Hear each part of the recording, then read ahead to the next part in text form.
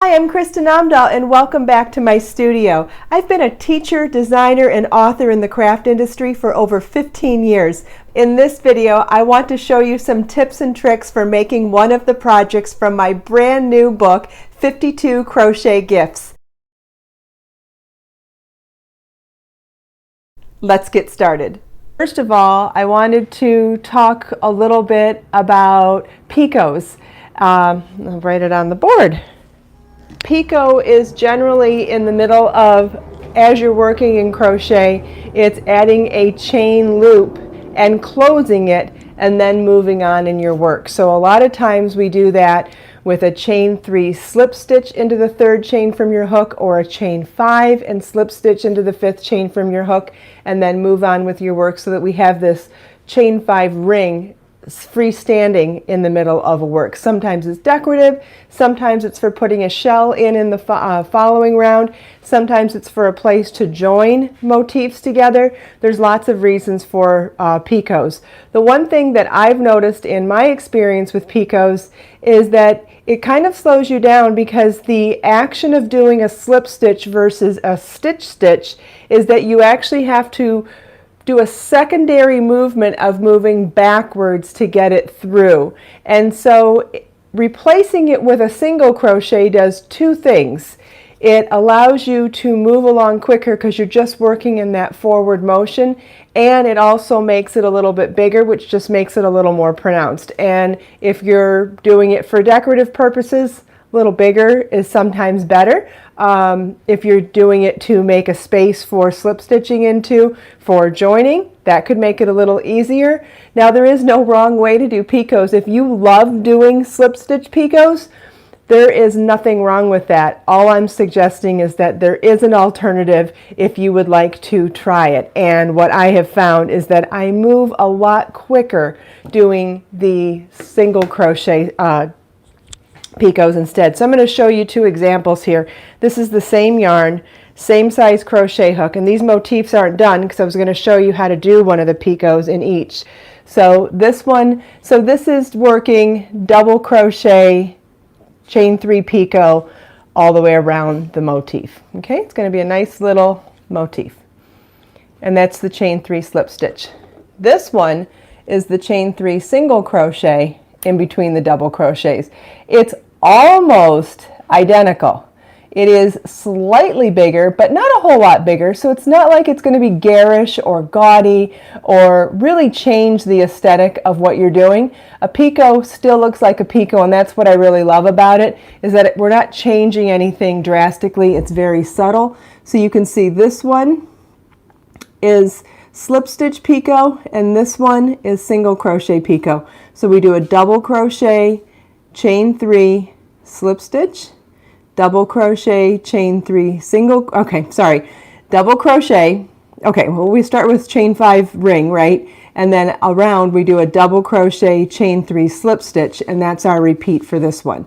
On this one, we do the chain 5 ring, and then our repeat all the way around is double crochet, chain 3, single crochet in the 3rd chain from your hook.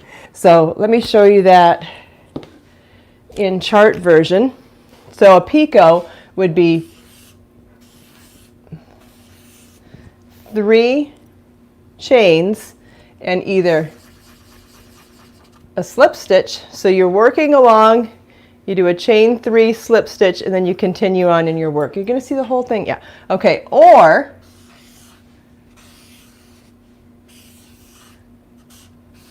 for this one, you'd be working along in your work, chain 3, single crochet in that 3rd chain from your hook, so you would count back 1, 2, 3 into that first one, and then continue on with your work. So I'll even draw out the chart of what we're doing this morning. Let's see how well I can do that freehand. So we'll do chain 5. So there's our chain 5 ring that we start with. The first double crochet has to be done in chains. So we'll start with a chain 3 that counts as our first double crochet. Let me just mark this for symmetry. Okay, so then we're going to do a chain 3, single crochet, then a double crochet, then a chain 3, single crochet, then a double crochet. Is that still on camera? Yeah, good. Then a chain 3 picot, then a double crochet, chain 3 picot, double crochet, chain 3 picot. I have no idea if this is symmetrical. I'm doing the best I can. Okay, double crochet, chain 3 picot. And I just happen to be writing them with the single crochet for the heck of it. You could do this either way. Chain 3 picot, double crochet, chain 3 picot, and then slip stitch to join to the first stitch at the beginning of the round. That first chain 3 counts as the double crochet. Hey, that looks pretty good. All right, so if we're reading this now, this is how this chart reads. Chain 5, slip stitch to the first chain or the 5th chain from your hook to join in a chain 5 ring. Chain 6, single crochet in the 3rd chain from your hook, and that counts as your first double crochet and your chain 3 picot. Then double crochet in the ring, chain 3 picot, double crochet in the ring, chain 3 picot, double crochet in the ring, chain 3 picot, double crochet in the ring, chain 3 picot, double crochet in the ring, chain 3 picot, double crochet in the ring, chain 3 picot, double crochet in the ring, chain 3 picot, and then slip stitch to the top of the 3rd chain of that beginning chain 6 to join in the round. The reason we're joining there is because the first 3 chains count as our double crochet. The next 3 are part of our picot. So to slip stitch to join into the double crochet equivalent, you want to make sure you're working into the top of that equivalent stitch. So chain 3 counts as the double crochet. So working into the top chain of those 3 is where you would work into it. Does that make sense? And I can show you a finished one of these. Here is what a finished one looks like. Isn't that cute? And I'll give you a sneak peek of what this is for in a couple minutes. But in the meantime, let's do a picot. So first we'll do the slip stitch picot. So I'm ready to do a slip stitch picot on this one. So we'll do a chain 3 and slip stitch into the 3rd chain from our hook. And notice how I have to do a secondary movement to get the hook in place. It's minor. I'm not saying it's the end of the world, and if you like making them, there's nothing wrong with doing them this way. But let me show you how much smoother of a movement it is doing this in single crochet. All right, so we've done a double crochet. We're ready to do a picot. Chain 3 and single crochet in the 3rd chain from the hook, and we're already ready to double crochet again. Isn't that crazy? Look at how quick that is. All right, now that you've seen the quicker one, I'm going to go back to the less quick one so you can see it for comparison again, because it's subtle. They look similar, almost indistinguishable, but it is so much easier to do, at least for me. Chain 3, slip stitch. So in a slip stitch, we're inserting, pulling the yarn through, but right now the hook is facing me. So in order to get it through that first stitch, I've got to now turn my hook down and pull it through. And in order to pull it down, I have to hold on to the work differently. So let me do that one more time to show you how many steps are involved in that slip stitch. And again, this is really minor stuff, guys.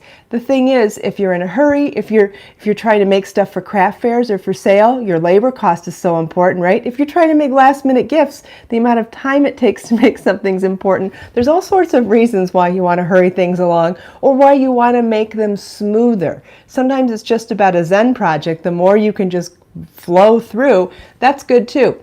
All right, so we'll do the slip stitch one more time. Chain 3, slip stitch into the 3rd chain from your hook. See, I have to grab the yarn then, turn the hook down, and pull it through. Minor, but let me show you again on the other one. So we'll do our double crochet. Okay, and then we're going to do a chain 3, single crochet in the 3rd chain from your hook, and double crochet. We're right we're just right back to position for the double crochet immediately. Where are we at here? 1, 2, 3, 4, 5, 6, 7. Oh, I went too far. Does anybody have any questions about that? I hope you enjoyed this video. If you have any questions, please leave them for me in the comments. And don't forget, all the links from the things that we talked about in this video are available in the video description below. Let us make time to create, share, and inspire today and every day. I'll see you in the next video.